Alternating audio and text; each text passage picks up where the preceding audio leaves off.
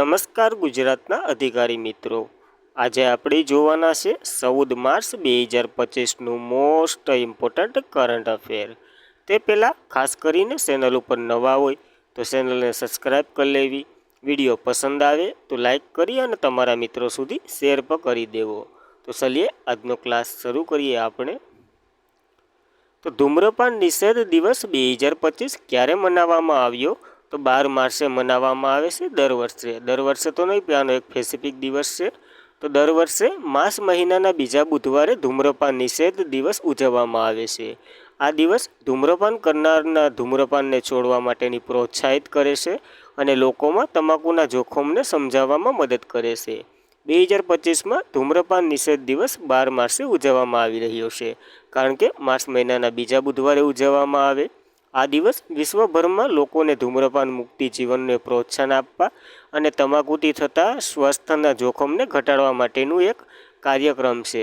અને આ દિવસની શરૂઆત યુનાઇટેડ કિંગડમે 1984ના રોજ શરૂ કરી હતી, ત્યારથી જ દર વર્ષે ઉજવવામાં આવે। તો યાદ રાખવો, આ એક મહત્ત્વનો દિવસો। ત્યારબાદ માર્ચ મહિનાના દિવસો જોઈ લઈએ તો 1 માર્ચે આપણે વિશ્વ નાગરિક સંરક્ષણ દિવસ, એની સાથે શૂન્ય ભેદભાવ દિવસ અને વિશ્વ સિગ્રામ દિવસ ઉજવ્યા હતા। 3 માર્ચે 2 દિવસ, વિશ્વ વન્યજીવ દિવસ અને વિશ્વ સુનાવણી દિવસ। 4 માર્ચ રાષ્ટ્રીય સુરક્ષા દિવસ। 5 માર્ચ આંતરરાષ્ટ્રીય નિસશક્તિકરણ અને બિનપ્રયાસ જાગૃતિ દિવસ। 7 માર્ચે જન ઔષધિ દિવસ। 8 માર્ચે આંતરરાષ્ટ્રીય મહિલા દિવસ। 10 માર્ચે આંતરરાષ્ટ્રીય મહિલા ન્યાયાધીશનો દિવસ અને 10 માર્ચે કોમનવેલ્થ દિવસ 2025, જે માર્ચ મહિનાના બીજા સોમવારે ઉજવવામાં આવે છે। અગાઉ એક કોમનવેલ્થનો પ્રશ્ન છે, તો વધારે ચર્ચા આના વિશે નહીં કરીએ। ત્યારબાદ મોદીજીને કયા દેશનો સર્વસન્માન order of the star and key of the Hind Mahasagar એનાયત કરવામાં આવ્યો છે? તો આપણને ખબર જ છે, મોરેશિયસના જે પ્રજાસત્તાક દિવસની ઉજવણી નિમિત્તે મોદીજી મુખ્ય અતિથિ તરીકે છે, તો મોરેશિયસનું આ સન્માન મળ્યું છે એને। ખાસ કરીને order of the star and key of હિન્દ મહાસાગર, ખાલી હિન્દ મહાસાગર યાદ રાખશો તો એ મોરેશિયાનું સર્વસન્માન છે, એ યાદ રહી જાય। પ્રધાનમંત્રી શ્રી નરેન્દ્ર મોદી મોરેશિયસના પ્રજાસત્તાકના 57મા રાષ્ટ્રીય દિવસની ઉજવણીના મુખ્ય અતિથિ તરીકે હાજરી આપી। આ ઉજવણી દરમિયાન મોરેશિયસના જે પ્રજાસત્તાકના રાષ્ટ્રપતિ શ્રી ધરમબીર ગોખલેએ પ્રધાનમંત્રી મોદીને મોરેશિયસના સર્વોચ્ચ નાગરિક પુરસ્કાર grand commander of the order of the star and key order the Indian ocean award એનાયત કર્યો। બહુ મોટું નામ છે, પણ આપણે હિન્દ મહાસાગર યાદ રાખવાનું। અને આ પહેલવાર એટલે કે પહેલી વાર થયું જ્યારે કોઈ ભારતીય નેતાને આ સન્માન મળ્યું છે। તો નરેન્દ્ર મોદી પ્રથમ વ્યક્તિ છે, એ પણ યાદ રાખવું। જ્યારે પીએમ મોદી મોરેશિયસનો આ એવોર્ડ મેળવનાર પ્રથમ ભારતીય અને 5મા વૈશ્વિક નેતા છે, યાદ રાખવી આ માહિતી। અને રાષ્ટ્રીય દિવસની ઉજવણી દરમિયાન ભારતની નૌકાદળિયામાં ભાગ લીધો હતો, માર્ચિંગ ટુકડીએ અને પરેડમાં પણ ભાગ લીધો હતો। રાષ્ટ્રીય દિવસની ઉજવણી સાથે સુસંગત થતાં ભારતની નૌકાદળમાં એક જહાજે પોર્ટ કોલ પર કર્યો હતો, INS ઇમ્ફાલે। તો જહાજનું નામ પણ યાદ રાખવું। અને મોરેશિયસની વાત કરીએ તો કેપિટલ પોર્ટ લુઇસ છે, કરન્સી મોરેશિયન રૂપિયો છે, પ્રમુખ તો કે પૃથ્વીરાજ સિંહ રૂપન છે અને પીએમ તો કે નવીન રામગુલ્લા છે। તો ખાસ કરીને આ માહિતી પણ યાદ રાખવી। ત્યારબાદ કઈ રાજધાનીએ વિશ્વની સૌથી પ્રદૂષિત રાજધાનીનો ખિતાબ જાળવી રાખ્યો છે? તો એક જ છે, નવી દિલ્હી, એને જાળવી રાખ્યો છે। તો સિમ ફર્મ એટલે કે IQ એર દ્વારા મંગળવારે જાહેર કરાયેલ વર્લ્ડ એર ક્વોલિટી રિપોર્ટ 2024 અનુસાર નવી દિલ્હી સતત 7 વર્ષથી વિશ્વમાં સૌથી પ્રદૂષિત રાજધાની શહેર તરીકે જાળવી રાખ્યું છે અહીંયા ક્રમ। જ્યારે અહીંયા પીએમ એટલે ઓલું એમ ને પીએમ આવે એ નહીં, આ એક એર ક્વોલિટી માપવાનું એક ઓલું છે, જે સ્તર માપે, જે વર્લ્ડ હેલ્થ ઓર્ગેનાઇઝેશનની સલામતી મર્યાદા કરતાં 18 ગણું વધારે છે। અને વાહનનું ઉત્સર્જન, પાકના અવશેષોનું બાળવા, ઔદ્યોગિક પ્રદૂષણ અને સતત પ્રદૂષણની સમસ્યાને નોંધપાત્ર ફાળો આપણી નવી દિલ્હી ભોગવી રહ્યું છે। જ્યારે ક્યુ એર દ્વારા વર્લ્ડ એર ક્વોલિટી રિપોર્ટ 2024ની વાત કરીએ તો દેશોનો આ વખતે અહેવાલ બહાર પાડવામાં આવ્યો છે, જેમાં પહેલા નંબર ઉપર સાંડ છે, સૌથી પ્રદૂષિત દેશ, અને 5મા નંબર ઉપર ભારત છે। તો ખાસ કરીને આ બંને દેશો યાદ રાખવા। જ્યારે બીજા ફેક્ટ યાદ રાખવાના છે એ તો કે જે વિશ્વના 10 સૌથી પ્રદૂષિત શહેરોની યાદીમાં ભારતના 6 શહેરો છે। સૌથી વધુ પ્રદૂષિત શહેરની વાત કરીએ તો બર્મિંગહામ છે, મેઘાલયનું, અને સૌથી પ્રદૂષિત રાજધાનીની વાત કરીએ તો દિલ્હી. આપણે જોયું એ પ્રમાણે સતત 7 વર્ષથી પોતાનું ઇન્ડેક્સ જાળવી રાખ્યું છે નવી દિલ્હી. તો ક્યુ એર દ્વારા જે વર્લ્ડ એર ક્વોલિટી રિપોર્ટ યાદ રાખો 2024નો છે.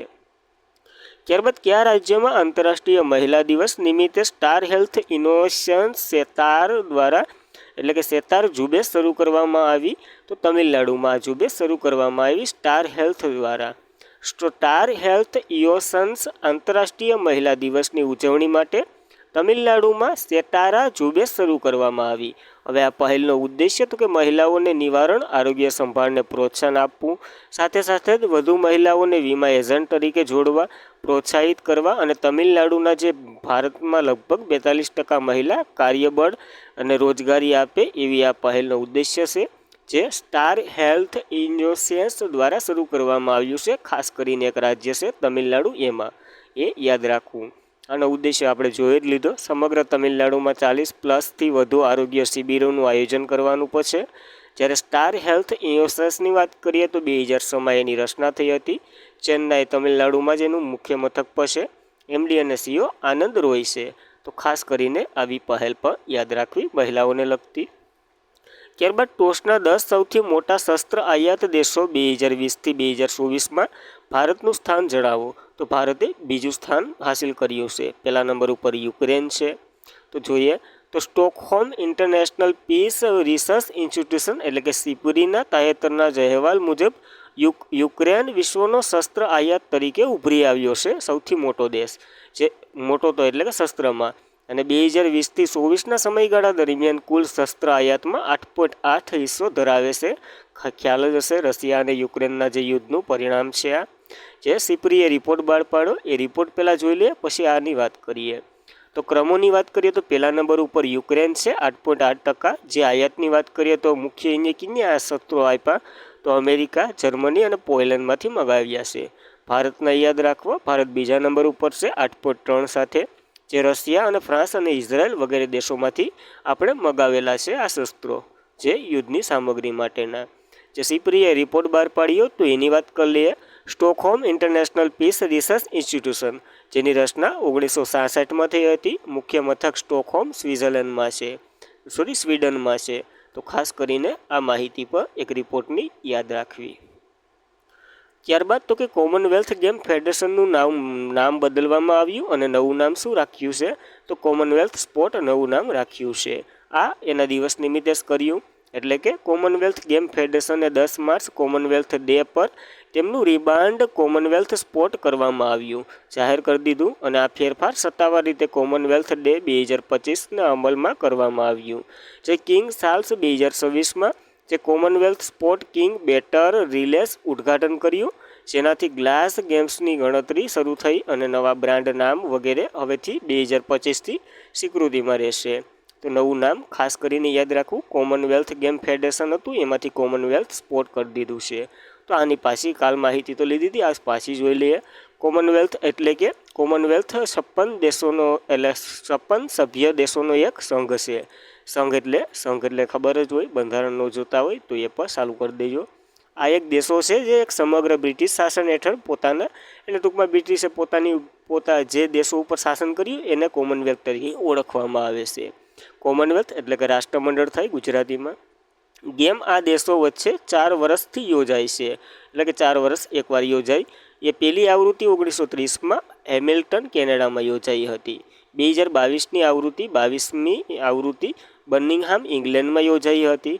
2026ની આવૃત્તિ યાદ રાખવી કારણ કે યોજાવાની છે 23મી ગ્લાસ્કો સ્કોટલેન્ડમાં. આ ઓસ્ટ્રેલિયામાં યોજાવાની હતી, ઓસ્ટ્રેલિયાએ ના પાડી દીધી.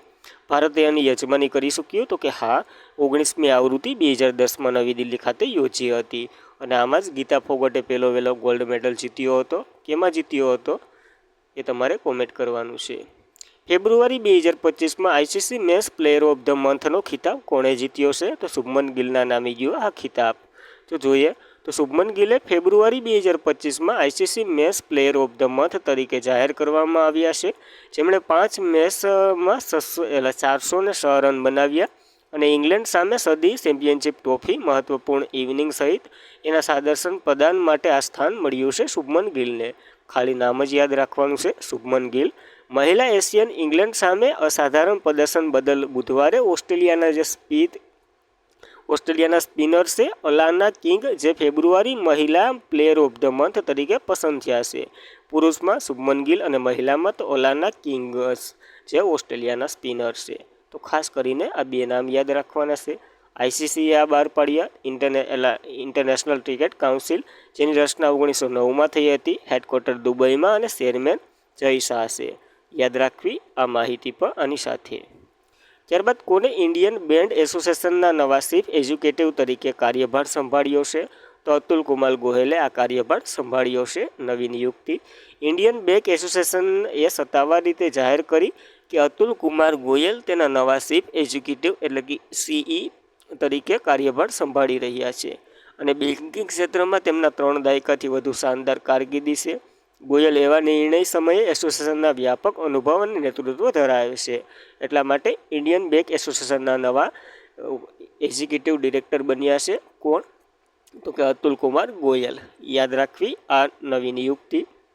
ત્યારબાદ બંગાળની ખાડીમાં ભારત અને કયા દેશ વચ્ચે કોપેક્સ અને બોંગો સાગર કવાયતનું આયોજન થઈ રહ્યું છે?